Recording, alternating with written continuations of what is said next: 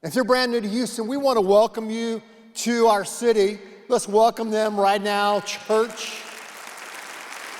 So, a few things about Houston you need to know. First of all, Houston is the fourth largest city in the United States. It goes like this: New York, LA, Chicago, and Houston. Okay? As far as population is concerned. Also, we are the most diverse city in the United States. Yes, more countries, more nationalities, more languages are spoken here than any other city in the U.S. So you need to know that. Also, you're going to discover this firsthand. Houston, as far as the big cities, and I've been living here a long time, is the friendliest, biggest city in the country.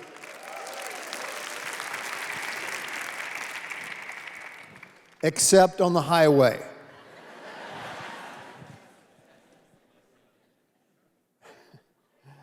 I don't know what happens to us. We lose all sense of control and sensibility. And if you're moving from we'll just call it another state, be warned, this is Texas, and people carry guns in their cars and trucks. So just let it go. What else? Okay, yeah, the weather. The weather. Now, our weather, there's one constant, and that is the humidity. Keep Houston humid. It's humidity. At the same time, our weather, it's always changing. It's always changing. You don't know whether to put on the AC or the heater, whether to wear a turtleneck or a V-neck. You don't know what. Keep the sweater, keep the you don't know. Every day the weather is changing. And one thing about Houston that's true is we have our storms, don't we? I mean, it never gets cold here. Well, when it gets cold, it's epic, okay? We do things in the extreme. We always have storms. Like last week, we had a minor storm, a little 5 or 6 days, rain in a row, a little storm. We have medium storms. We have major storms. We have apocalyptic storms, life-changing storms. Storms. And so if you live in Houston long enough, you know that around April, you have to start getting storm ready. You do. So you live here long enough, you learn how to be storm ready, how to prepare your house, your home, wherever you're staying for a storm. Life is the same way.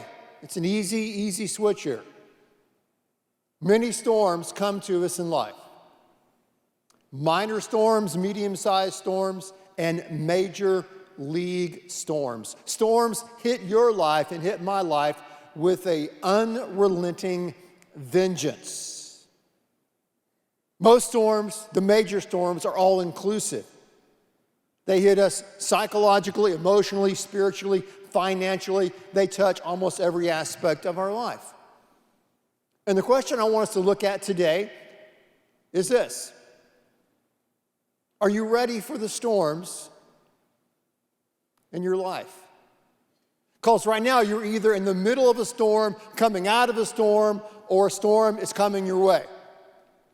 And so the question is, are you storm ready?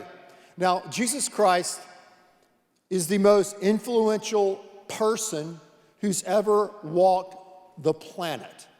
Whether you believe in him as a Savior and as your Lord, it's still undeniable as a historical reality. He's the most influential person that's ever walked the planet. And he gave the most popular, most famous speech ever delivered called the Sermon on the Mount. We find that in Matthew 5, 6, and 7. So today we're going to look at Matthew 7. If you have a Bible, open to the very first book of the New Testament, Matthew 7. If not, we have a Bible on the screen right there in front of you. So how do you close the greatest speech, the most famous speech ever delivered? How do you close it out? You close it out with a storm warning. A storm warning. Check it out, Matthew 7, verse 24. Therefore, and that therefore is referring back to Matthew 5, 6, and 7. When you see therefore in the Bible, always ask the question, what is it there for? Okay? Therefore, in light of all of these radical, earth-shaking, rim-quaking, backboard-breaking commandments and words and truth bombs I've been lobbing your way, therefore, everyone who hears those words of mine and puts them into practice is like a wise man who built his house on the rock. Here comes the storm. The rain came down, the streams rose, the winds blew and beat against the house, and yet it did not fall. I know he didn't say this and write it in Houston, but it just sounds like he's been here, right? That's a hurricane. It didn't fall because it had its foundation on the rock. Verse 26, but everyone who hears these words of mine and does not put them into practice is like a foolish man, a foolish person who built his house on sand. Storm warning, rain came down, streams rose, wind blew, beat against the house, and it fell with a great crash.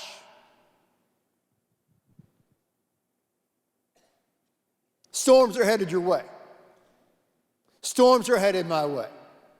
You're in the middle of a storm now. How will you survive it? How will your house, how will your life stand? Storms hit with a vengeance. Storms also expose what lies at the center of your life and my life. Storms strip away the pretense. It gets beyond the externals, and we start seeing what really lies beneath it all, or what's at the center or the core, or as Christ said, what's the foundation of your life. Now, if you live in Houston, you have foundation problems. Okay, you do. You may not know it, but you do. You do. You have foundation problems. About 5 years ago, I think it was a Sunday afternoon, my wife and I went to an open house. And we saw this house, really cool house, built back in the golden decade, built back in the 70s, kind of early 70s, kind of mid-century modern, would make Don Draper happy, you know. I mean, it's really cool and sunken, you know, den and all that. Just sweet house, great neighborhood right there on the bayou. And but it had just a unbelievably cheap, we're talking Walmart price tag on this beautiful home in this nice neighborhood on the bayou. And I was like, what in the world? So we went outside looking around the yard, and we got to the back of the house. Kid you not. And like the right side of the house, there was nothing under it. Just some metal beams. It's like either a hurricane or something had hit or erosion, and there was like one pillar of the foundation that was just gone. Okay? So beyond all the beauty and the sleekness and the cool and the externals of this house and its location, it wasn't worth much because the foundation had massive damage. You don't want to buy a house like that. You don't want to be in a relationship like that. You want to pull a page out of the gingerbread, play box. Run, run, run as fast as you can. Get away. Foundation. So storms come in, like with this house, like in our life, and reveal what's our foundation. And if we have kind of cracks in the foundation, or we can do that, or we need some major foundation repair. Storms come. Sickness is a storm. Grief, loss is a storm. Family relationship intentions is a storm. Addiction is a storm. Even success can be a storm. And some of you right now are looking at me as if I'm crazy. You're like, where do I sign up for the success storm? I mean it. If you don't have that rock solid foundation, even success will not work. Many of you have heard of the music producer Rick Rubin. I mean, he's worked with everyone over the years, right?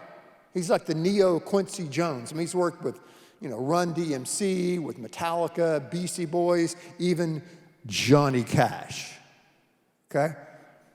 He was Time magazine, one of the most influential people in the world. He's worth $300 million. It's not bad. And here's what he said. Here's what Rick Rubin said about success and making it. He said this. He said, it's hard to get really depressed until your dreams come true.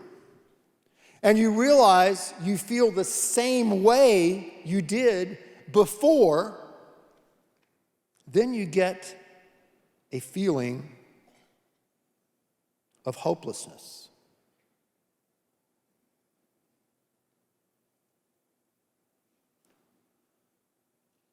Friedrich Nietzsche said, he who has a why to live for can bear almost any how. At least that time in his life, Rick Rubin did not have a big enough why. You need a big enough why. I need a big enough why to make it through the various storms of life. The storms of pain and pressure, and even the storm of prosperity. If our foundation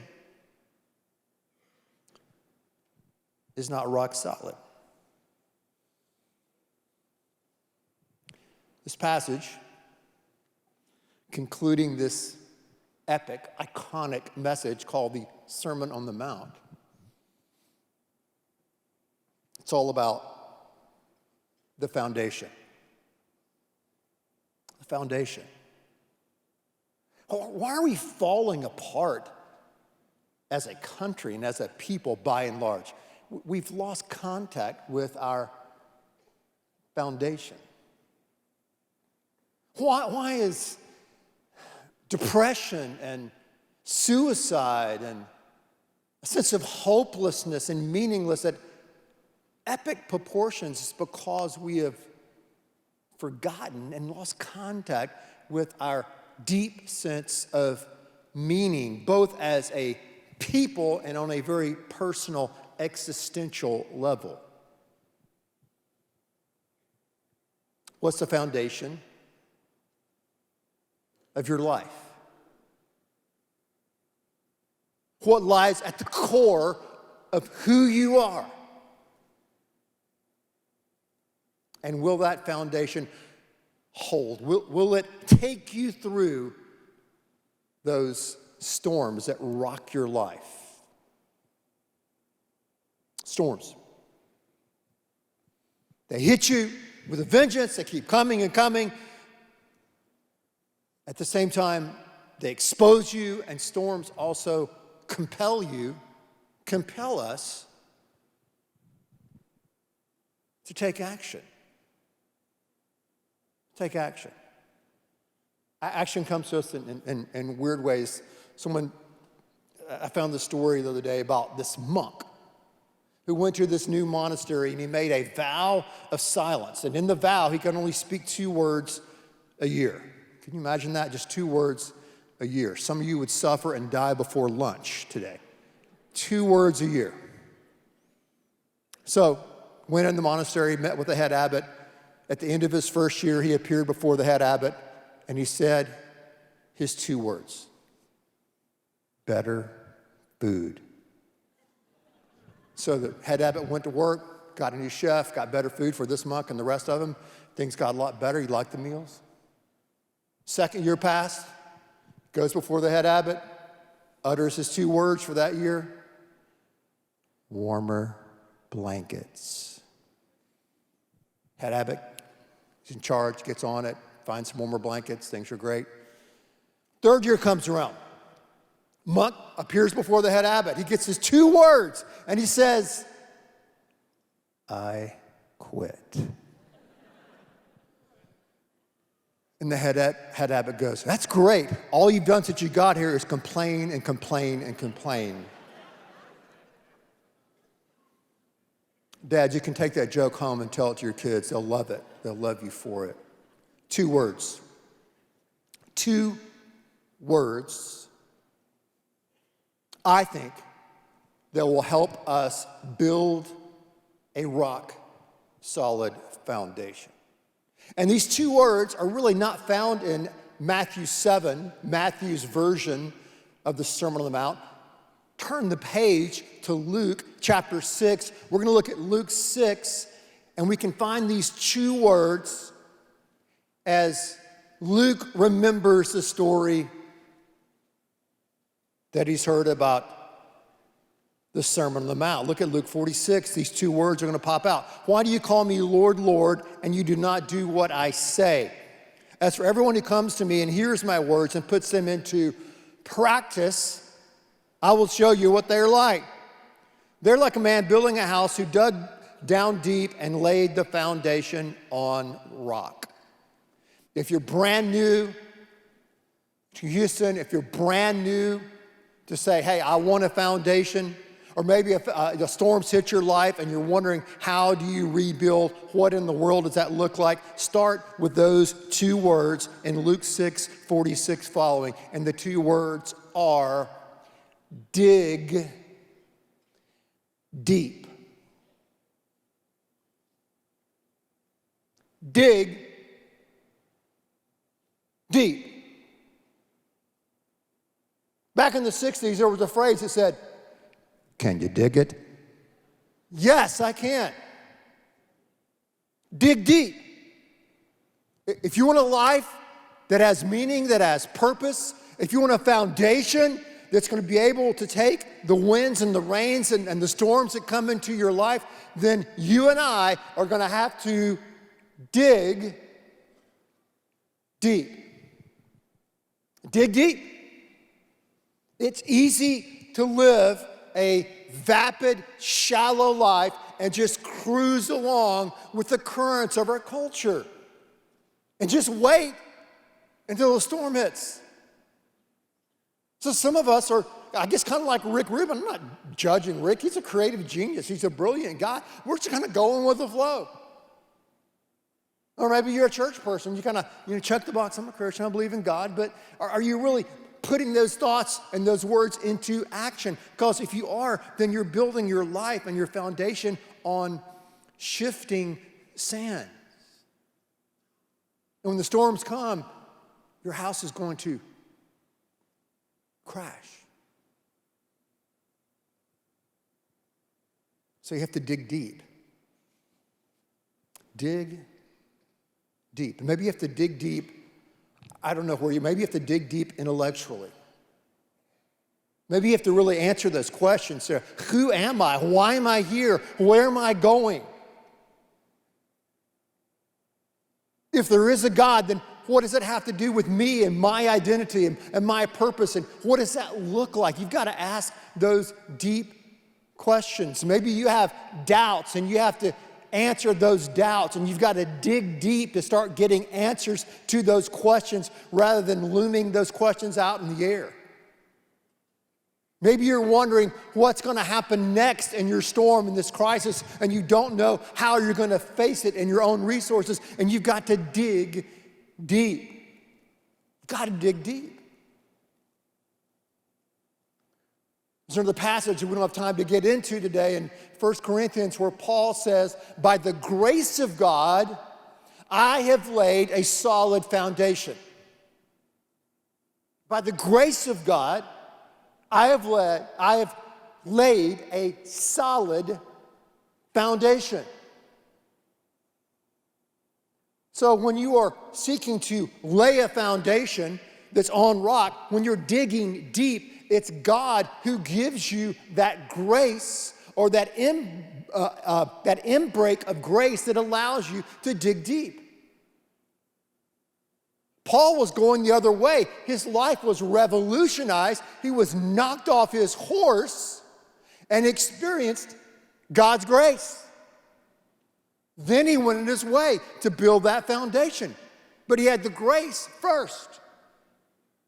Mary Magdalene was sleeping around with everyone. It was an inbreak of God's grace that allowed her to be forgiven and then to follow in the footsteps of Christ. Peter messed up. He denied. He betrayed.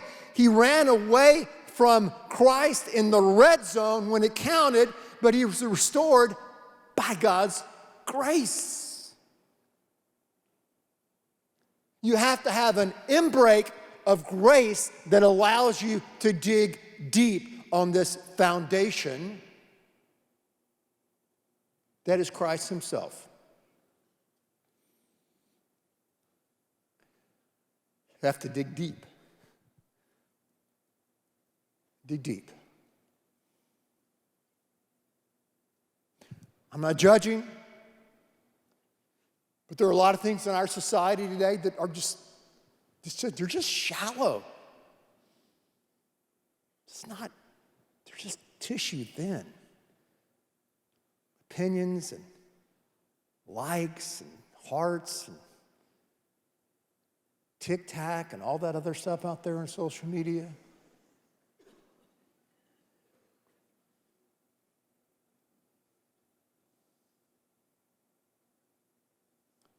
God, help us to dig deep.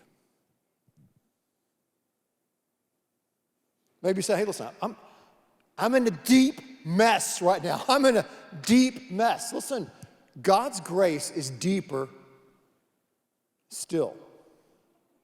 I'm in deep pain. I'm in deep, deep pain and hurt. Listen, God's comfort by his Spirit is really deeper still. I've got questions. I've got doubts. I don't know what the future is going to look like. Listen, God's guidance is deeper still.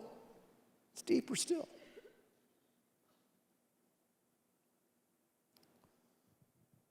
It's coming home from work about 2 weeks ago. Got the mail out of the mailbox. I hate mail. I hate email. I hate paper mail because most of it is junk mail. I don't like mail, but I was feeling Christianly that day, and so I went through the mail. And I was looking at stuff, and I started looking at these, I don't know, brochures or something, and there was a house in this brochure. I thought, man, this house is really cool, okay? And so I started looking at it and then looking at the pictures, the bedroom, this and that. And I looked at it. I looked again. And I said to my wife, I said, sweetheart, look at this. Look at this house. Remember that house that we saw 5 years ago that was falling into the bayou that had no foundation? I go, look at it now. Look at it. Someone had dug deep into their pockets and dug deep into the mud and found rock and fixed that foundation and had, I want to say, and I'm not doing preacher exaggeration this morning, tripled or maybe quadrupled the asking price of that house. Because someone with vision, not me, obviously, or I would have done it. Someone with a vision said, wow, I see potential in that house. We can make it better. We can reclaim it. We can restore it. We can relay a foundation, and that place will shine, and it will be of great value, and that house will be a magnificent home.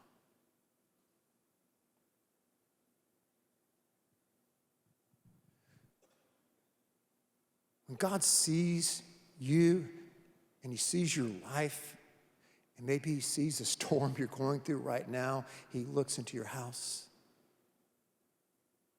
he sees that kind of potential.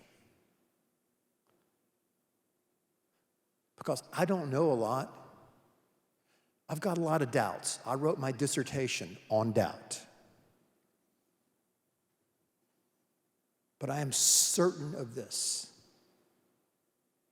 that God is in the restoration business.